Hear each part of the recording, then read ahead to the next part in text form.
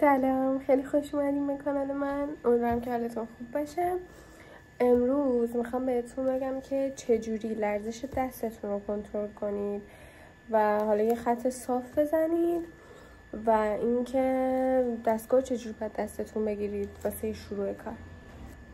خب واسه اینکه بخواید لرزش دستتون رو بگیرین، اگر که دستتون در حالت عادی میلرزه یا کلا دستگاهی که دستتون میگیرین دستتون شروع میکنه به لرزش، من یه دونه از اینا گرفتم از لوازم ورزشی ها، میتونین بخرین. بعد اینو این شکلی که فشار بدی، خب من معمولا قبل از اینکه بخوام تتو بزنم یا چیز بکنم از این استفاده میکنم. خیلی مثلا یکم بیشتر کمک میکنه به این لرزش دستم که دارم. و اینکه یه سری تمرینا هست که باید انجام بدین. برای شروع حالا اون کسی که آموزش میده بهتون باید بهتون بگه با یه اتود یا یه خودکار خیلی روون، حالا لازم نیست نوکش تیز یا حالا چیز باشه، خیلی نوکش اهمیت نداره، ولی اینکه روون باشه راحت بتونید باهاش بکشین. اتود که نه، معمولا مداد خیلی بهتره، چون اتود یه مقداری که بهش فشار میارین نوکش میشکنه. با مداد یکم بهتره، خودکار که دیگه چقدر عالی. روی دفتری خطدار شروع کنید خیلی آروم. نباید خط خیلی طولانی کشیده بشه، خطای خیلی آروم و خیلی با آرامش، یعنی شکل نباشه که بخواید یه خط فاصله بکشید. یه خط خیلی آروم، حالا من نشونتون میدم اون شکلی باید بکشین. حالا در طول روز اگر که اینطوری تمرین کنین خیلی خوبه، خیلی به لرزش دست کمک میکنه. دور دستگاهتون اگر که گریپ رول بپیچین یه مقداری به لرزش دست کمک میکنه توی کار کردن. و نحوه دست گرفتن دستگاه خیلی مهمه توی این لرزش دسته.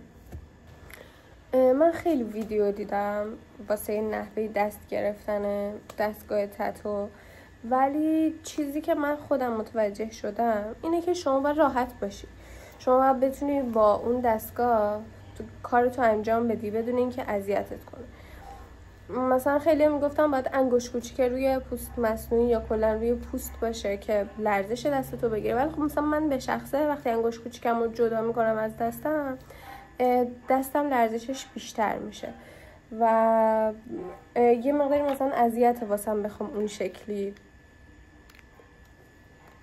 تتو بزنم. یه سری میگن این شکلی، من از اینجا نشونتون بدم این شکلی که دستگاهو بگیری. خب میگن که حالا روونتره این شکلی به حالت برو برگشت، یا بخواین یه لاینی رو بکشین به این صورت. این واسه من خیلی تایم کمی جواب میده. جوری که من خودم میگیرم به حالت مداد میگیرم، یه دستم میزنم این بچه، این سرپلاک باید بیرون باشه. من انگشت وسط هم میذارم زیر سوزن و یکی انگشت اشاره هم میذارم بغل سرپلاک و این شکلی شروع میکنم به حالا لاین زدن یا کاری که میخوام انجام بدم. این شکلی واسه من خیلی راحته. حالا یه سریا میگن که واسه اینکه لرزش دستت بیشتر گرفته بشه باید دستتو این شکلی بذاری زیر اون یکی دستت، این شکلی لرزشتو بگیری.